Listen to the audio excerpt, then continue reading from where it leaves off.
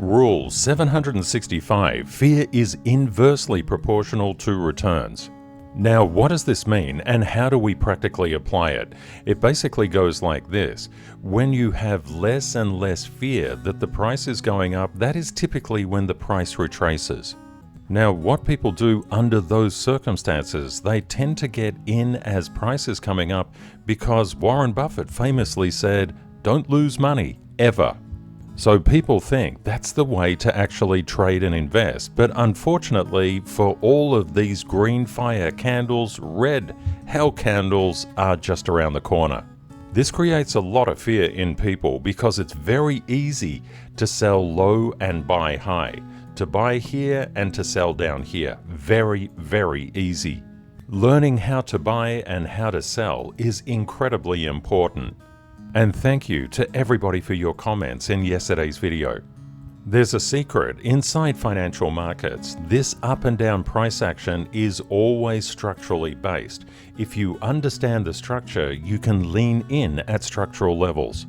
Buying structurally is a fantastic way to go. And Crypto Turtle said, "Because I always want to get the wick down trading while I sleep." In other words, you want to use this negative downside volatility for your advantage. And I have a little bit of a treat for you. Please make sure you watch to the end. One thing to always note, inside financial markets, big pushes up need time to digest, and we're in that process at the moment. Now, the good news is the main markets are positive. Now, how do we know that? We can see that the S&P 500 futures are going for it, the NASDAQ futures are going for it, the Dow is going for it, and the Russell is going for it. A lot of people would say, hang on Ken, what's happened here? What's this? Bitcoin has come down where the stock market has gone up. What's going on? Aren't they supposed to follow each other to the ping? Well, it's an actual very, very interesting concept. Let's just drop in here, maybe go on to the 15-minute time frame. Now, what do you notice here? Well, Bitcoin is actually following in a roundabout way the up and down price movement. Now, what does this mean? It means something very, very specific, and it takes a while to read price in this manner, but you're looking at a thing called directional correlation. It may not make a lot of sense at the current time, but you can see as Bitcoin came up, the stock market was coming up, Bitcoin came down, the stock market came down. This is directional correlation, and the alts do this to Bitcoin all of the time. You can see it's pretty clean there. So if we start to zoom out, it starts to look a little bit weird. And what is going on here? Well, it's still following directional correlation. It's kind of like when Bitcoin goes down 1%, but your beloved alt dives 15% down. And what about, what is happening down here? What's happening in this specific area? Because we're seeing a big push up in the futures, but Bitcoin just saying, yeah, I'm not really buying that. The other thing that people become really fearful is that they have very, very fixed ideas on what must happen inside the market and how different charts must be read across. If we zoom in a little bit, you'll see that there was a little bit of weakness here. That weakness was picked up on Bitcoin and caused a sell down inside the crypto market. You can see the Dow and the Russell are selling down more. One thing to note, the S&P 500 and the NASDAQ are huge, whereas the Russell is very sensitive, and the Dow is also sensitive. You want to get your signals from the Russell and the Dow and bleed them back or aggregate them back into the major indexes, the S&P 500 last. Okay, so it is actually following, but it's just overstating the negative side and understating the positive, and it did previously the absolute inverse of that. What we saw recently was Bitcoin going nuts and the stock market going, meh, I don't know where I'm going. Therefore, to overcome fear, you must have kind of flexible concepts on how you interpret price data. And what do we see here? We've seen that Bitcoin has been going up and down, moving in a wave just like it always does. And here, these particular points are to call in the shorts. What happens when they call in the shorts? They whack the shorts. What are these things for? They're to call in the longs. What happens there? They whack the longs. Financial markets are all about whacking things. Reducing your fear is really, really important. So when it comes to intercorrelation and interconnection, we need to know roughly where the markets are going. For example, when we look at Bitcoin, which is currently 117,786, it is coming down at the current time. But does that give us cause for concern? Well, not particularly, because think about if the major indexes were all doing this, they were absolutely tanking. Yes, that means there's a problem and Bitcoin has picked it up. This is just a retracement at the current time. We were saying over the past couple of videos that Bitcoin is basically stuck in a range at the moment. Don't be at all surprised if it wicks down just to pick up all of those shorts and liquidate the hell out of them in order to go higher in the next level. And thank you to everybody who comments. You're just awesome people. These CTKS paths are available inside the monthly video where I discuss them across all the charts of the cheat sheet. Unfortunately, the TradingView is not really good at putting these kind of paths in, and especially projecting them into the end of the month. So I have inside the indicator, you will see the high, the medium, and the low price estimates in particular lines. So a green line, a yellow line, and down there a red line. What you can do to get a bit of an approximation of where the price is going, you can just draw it from the start of the month. You can do this on your own charts if you're inside the service. You can just draw a line up like this to the end of the month target. It doesn't give you the structure, but you know the structure because you have the indicator already. I'm working on getting these things in, but it's taking some time. Being too scared to buy, too scared to sell is normal because people are not taught structure. And of course, the crypto market is incredibly volatile. And thank you to Zishan. I'll actually show Solana in this video. I'd like to give a call out to Colin as well. Colin said, I first started watching Ken's channel a few years ago. I remember him saying he doesn't trade with stop losses, and I thought that was so ridiculous I stopped watching. I had a trade on ADA go against me, and I took a loss only for it to revisit those high prices 3 times in just a few months. This was when I really started listening to Ken. I had made more than ever in 2024. There is so much value in remaining calm in volatility. Thank you, Colin, for sharing that. And one of the things that you need to do if the structure is getting violated to the point there is a change in trend, it's actually, even if you don't have a stop loss, you need to be your own human stop loss and say it's time to get out. But that time is not now. Well, at least I should say it's not now for me.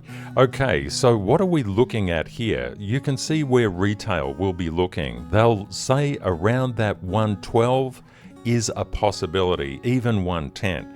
They won't expect it to go much lower than that. So having a bit of a bookend on where price can go from a retail perspective is literally, well, it's very, very important. But what do the structural levels tell us? Of course, before doing that, we could put on the trusty EMAs or SMAs or whatever MAs you want to pop on, and retail would be saying, oh, okay, this doesn't look too bad. Yeah, it doesn't look too bad at all. Yeah, it should go up. Hoping and praying is not a good strategy. How do we go one step further? Well, it's a lot like a lot of the comments have said today. We just look into the cheat sheet. Overall, the market is increasing. If the market was tanking like a crazy thing, I would be closing out my positions. End of story. That's not actually happening. That's the reason we must look at the cheat sheet. Now, let's have a look structurally. And what we're going to do is to just zoom in on this price area. When you look at structure, you only need literally 2 or 3 levels above and 2 or 3 levels below, but you must have a bit of an understanding as to the structural strength of resistance and support. Now, one thing to note here, a lot of people would simply say, oh, there's structural resistance because Bitcoin and the crypto market hit this brick wall, so therefore there must be resistance there. Well, that kind of overcomes a concept of structural overshoots. A lot of times, what you will see is that structure is not a brick wall. A lot of people think it is a brick wall. They'll say, oh, there's support right there, there's resistance right there, and they'll do what's called RIP analysis, recent indicative price. That is financial suicide. You have to zoom out. You have to know all of price history. You have to know how everything intercorrelates and interconnects. Okay, let's zoom in. Looking at CTKS structure is something a little bit different, and if you're new to the channel, of course, a very warm welcome. And make sure you smash that like button and subscribe, because you're going to see things here that you're not going to see anywhere else. Okay, have a look at this. We've been talking about the $118,000 level. It's very important. And what has happened to Bitcoin? It came up into all of this overhead structure and got itself a huge migraine. Now, why did it stop here? Well, it stopped here because there were so many sellers in this area. Now, what have we seen since? It's flatlined. Don't forget, back here on literally around the 10th, everybody was saying price discovery, which is that purple line right there. That's just on the indicator. So everybody was saying, oh, it's going to go to the moon. No, it's going to go to structure. And we say this all the time. People don't believe us until it happens. We are remarkably consistent in this endeavor. So what does it mean to you? For example, what you must keep your eye on are these two structural levels here. So think about literally between 118 and 119,000. That's your key thing, key zone that you need to look at. If we break above here, yes, we're going higher, and we can go higher relatively quickly because, okay, let's do some ICT analysis. What is this guy? This guy is a fair value gap. And guess what? We can see all the fair value gaps before they print one up on ICT, which is a really good methodology as well. So don't be at all surprised if we get a push through here and it comes thick and fast. Personally, I'm accumulating at this time. I'm not concerned with the fact that it's going down. In fact, I'm grateful because I want cheaper Bitcoin. Some other things to note, this is a bit of a dangerous zone because we're getting into a negative CTKS gap. In ICT or inner circle trading, this is a fair value gap. It sort of prints between different candles, but we don't look at candle pattern analysis. We look at the entire market. Because in doing so, we can see where these fair value gaps, or FVGs, they'll actually print before they print. And we know fair value gaps exist in this structure. We know it already. And before the 10th, we knew that that was in Bitcoin as well. And remember, a lot of people were saying, oh, there's a huge amount of overhead structural resistance at 123,000. You see this in the financial media all the time. It's not there, people. It's down here. And why is it down there? Because you got a structural overshoot. Structural overshooting is common. It's testing the waters. But there's simply too much sell-side activity here, and it must be absorbed. For example, what is my strategy on Bitcoin? At the moment, I'm leaning in to structural levels. I buy structurally. If you have the indicator and you know the monthly target, and that's right there, that's that green line that I was talking about. You'll know why that green line is there if you're inside the service. Okay, let's have a look at Solana. So what I'm doing in terms of Bitcoin, I'm buying structurally with the anticipation of taking out at least that green level. If the markets are changing, we'll know about it because we're doing the cheat sheet. When we look at Solana, and this is for Zshan, so we can see Solana since around the 17th, it's been making its way through overhead structural resistance, and it got an absolute bucket of it right up here from the 200 to the 204 mark, and it just got an absolute migraine. It needs to lie down, close out the sun, and rest. And this is really normal. This is exactly how charts just go. This is how they move. One thing to always remember, I call this green fire. Why is it green fire? Because it burns like hell and it's green. And where does the burning come from? It comes from what happens afterwards. The problem with all of this green fire, it needs to get digested to a level it can continue if the markets are going positive, and that we can always see through the cheat sheet. Now, I would like to zoom in here and give you specific levels. You already know that for the 200 to 204, that's a lot of overhead structural resistance. I'll just pop on the indicator so we can see Solana is currently trading at 187.56. There is a structural support level right here at 186.64, a lower structural support at 182.68, and then a lower one around that 180 mark. You can see there's a very, very strong structural overhead resistance at 189.26.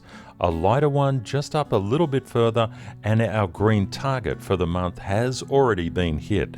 The crypto market did very well, but retracements under these kind of conditions are very normal. If you're trading Solana or investing in Solana, what you want to observe is what happens around that 189.30 mark. This is a very, very important structural level, and you know exactly what levels are important structurally and what are literally irrelevant. Therefore, from our perspective, above that 189.30, things start to get bullish. If we can't break above what this structural support level is pretty much at price now, around that 186.80 mark, if we can't get above that, we're going to the level below. That's how simple structure is. If you don't, for example, if you can't hold this, you're going to this one. If you can't hold it, you're going to this one. If you can hold it, you're going to that one. If you can't hold it, you're going to that one. Therefore, you literally only need 3 levels at a time. Talk about certainty. If you would like to see other charts from inside the service on their structural levels, please let me know in the comments. Therefore, just keep your eyes on the structural levels and everything just tends to work itself out. If it doesn't go above, it's going below. If it does get above, it's going to the next one. If it can't keep up the momentum to go to the next one above, it just comes down to the one below. We talk about structural passes and structural failures. We can see there's very obvious structural failures here and here. This one was so deep in terms of structural failure, it required several levels of structural support to be obeyed before it started to kick back. These levels are known in advance at the start of the month. If you're wondering who that little green guy is who was dancing around, that's Bogan, buy on good news. Bogan is one of the cast of characters we have here. Being too scared to buy, too scared to sell, too scared to hold is the default position that people come into financial markets with. Kate and I wrote this song to help you to get over that. We hope you like it.